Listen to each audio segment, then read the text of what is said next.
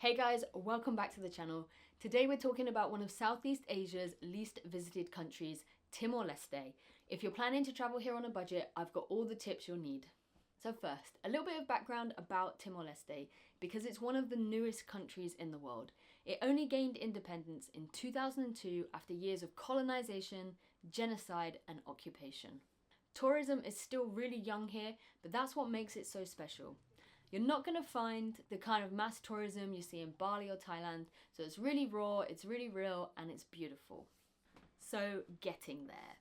You've only really got two main options. You can fly into Dili, the capital, but here's the catch.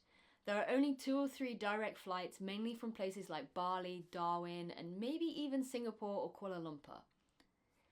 But for such a short flight, the prices are insanely high. The second option, which is the one that we took, is to fly into Kupang, which is the other end of the island and still part of Indonesia. And then you cross the border by land, by bus. Now, I'm not gonna lie, reading blogs online, trying to find information about this bus was really difficult, and I heard some horror stories, but when we took it ourselves, the roads were fine. We used Bagong bus, but there are a few other companies as well. They all leave at around the same time, around 6-7 a.m. in the morning. So different operators will operate on different days of the week. So if you want to book a return, you might be limited on which day you come back or which day you leave based on if you want to stay with that operator. Going from Kupang to Dili, it cost us 350,000 Indonesian rupiah, which is around 22 US dollars. And what was weird was the way back was more expensive. That was with every company that we looked at, paid 30 US dollars per person, and we had to pay in US dollars. We couldn't use Indonesian rupiah. And it's about a 12-hour journey, so you arrive about 7-8 p.m. in the evening. So it is a long day, but they stop for toilets, they stop for food, and you've got time to stretch your legs when you get out at the border. It's totally doable. Let's talk budget accommodation in Dili, because it's hard to find, but it does exist. We heard from other backpackers about Gama Apartments. They were coming in at around 20 US dollars a night. Apparently it was very quiet and a lot of long-term expats lived there. Then we were recommended by several people to stay at a place called DaTerra, and that was $25 a night with breakfast. Apparently some of the rooms had aircon. We met a solo traveler doing every country in the world. She said she got a kombucha on arrival, and she said you can also grab dinner there too, and a fish-based meal like caught locally was around $10. We stayed, and we do recommend it, we stayed at Casa del Sândalo, a boutique guest house. That was $32 a night. We did book it through booking.com. We extended our stay and we paid in cash per night. And I think we got a slightly cheaper rate, not by much, maybe by $1 or $2. So it's worth seeing if you can book through the WhatsApp maybe, potentially, without having to book them through a booking site. So the listing on booking.com for this hotel specifically was really inaccurate. For example, the listing promised Wi-Fi, doesn't exist anywhere, and even a hot tub, which actually turned out to be a fountain with a turtle living in it, which was pretty cool. It did have 24-hour security, and we also hired a scooter for a few days. I'll get onto that later, but obviously we felt safe leaving the scooter there.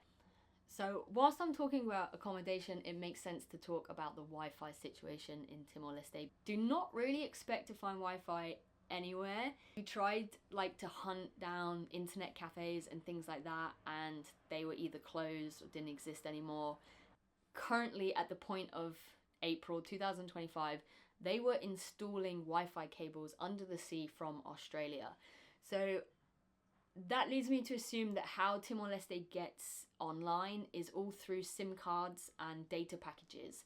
So your best bet for getting online is to find a local SIM card at a shopping mall or wherever you can find one. We got extra data from our Indonesian SIM card, and we paid for a package that would last in Timor-Leste for a few days. Up until the last day, where we found a Chinese-owned restaurant just literally on the corner of where we were staying, had free Wi-Fi.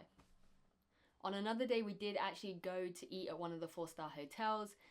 We asked to use their Wi-Fi, and the guy gave us a mobile phone to hotspot off of, basically. So even they technically didn't have like Wi-Fi. Okay, so transport. Getting around is easy if you know how. The cheapest option is the microlet, which is like a little minibus with set routes. You just hop on, and when you're ready to hop off, you have your quarter and you just tap it and you pay that when you get off. And it doesn't matter how long you stay on for, it's just a quarter on that route. Important to note, which caught us out a little bit, is that these microlets don't run after sunset. And we learned that the hard way. And especially when arriving from bus from Kupang, you're arriving late, so you're at the mercy of the taxis in order to get to your accommodation. So if you can arrange it in advance to have someone come and pick you up, then you'll obviously save a lot of time discussing the price with local taxi drivers. The other thing we did whilst we were in Dili was we hired a scooter to get around. The best price we found for this was $20 a day, which when you think about in terms of European prices, it's really affordable. But when you've just come from traveling somewhere like Indonesia, obviously it's a big step up from you paying like $5 or $10 a day to suddenly paying $20 a day. We booked a Honda Beat, but we got a free upgrade to a Honda Vivero. It was super convenient. They dropped it off at our hotel. They gave us 2 helmets, and I'll put the rental guy's contact in the description. Because they were so easy to deal with, and I highly recommend them.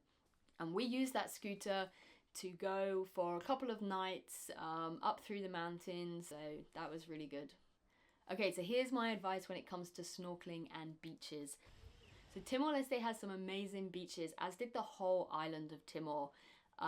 In some cases you rock up to a beach and you're like, why is no one swimming here? It's beautiful. And we did go snorkeling with a local community group. They didn't ask for money, but we insisted obviously on buying them coconuts and some snacks and some food. And that was a really special experience. That said, I probably wouldn't go snorkeling again, and the reason is saltwater crocodiles. And they live around Timor. Attacks are kind of rare from what I gathered, but it's definitely something to take seriously. So enjoy the beaches. Always ask the locals about safety before getting in the water. That's my advice. Alright, so let's talk money and practical tips. Visa. You can actually get your visa on arrival at the land border. There was a lot of information online saying this wasn't possible. The fee was $30 for most nationalities outside of the EU, so thank you the UK for Brexit. Things they might ask for, the standard stuff that you should have and print it if possible, would be hotel reservation and proof that you're leaving the country. So someone comes on the bus, obviously when you're crossing the border, and says passport, and you all get your passport out and you give it to them and they give it straight back to you, and that's an official person. Then a non-official person will hop onto the bus and say passport, and they're specifically targeting people that are Western, and they will take your passport and they will run away with it, and you don't know where they've gone, and you have a moment of panic where you're like, who did I just give my passport to? And the reason they're doing that is because they're inputting your details for you into this online form that you have to do, and then they want you to pay for it. They're going to try and charge you $5, $10, something like that, but everyone else is paying around $1 or $2. I felt like that was a bit of a trick. One more added little note about taking the bus is try and get seat 1 and 2, because it has the view just behind the driver, so you get to see all of the scenery, and if you feel travel sick or something, it also helps because you can look straight out the window. Currency. Timor-Leste uses the US dollar, but with a twist. So paper notes are American dollars, but the coins are centavos, and it's a local coin minted in Timor. So for example, you get 100 centavos, and that's equal to $1. So just don't bother with $1 bills. We took them, and they didn't, most shops didn't accept them because they have for smaller currency, they have their own coins. So stick to larger notes and expect to get centavo coins as your change.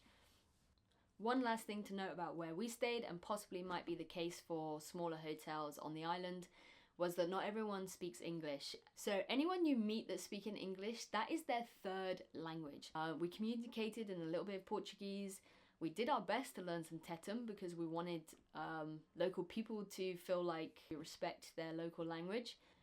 My last little note on culture when traveling in this part of the world: RW on menus are on the side of little roadside canteens, and I think that's actually code for dog meat. It's a local delicacy in some regions, so just be aware if you eat meat but you don't want to eat dog, just be careful there. If you're eating local, that's not what you get served. So that's my quick guide to Timor-Leste on a budget. It's one of the most authentic travel experiences I've had in Southeast Asia, and I really recommend visiting before tourism takes off here. If you found this helpful, don't forget to like, comment, subscribe, and drop your questions in the comments. Safe travels, and I'll see you on the next one.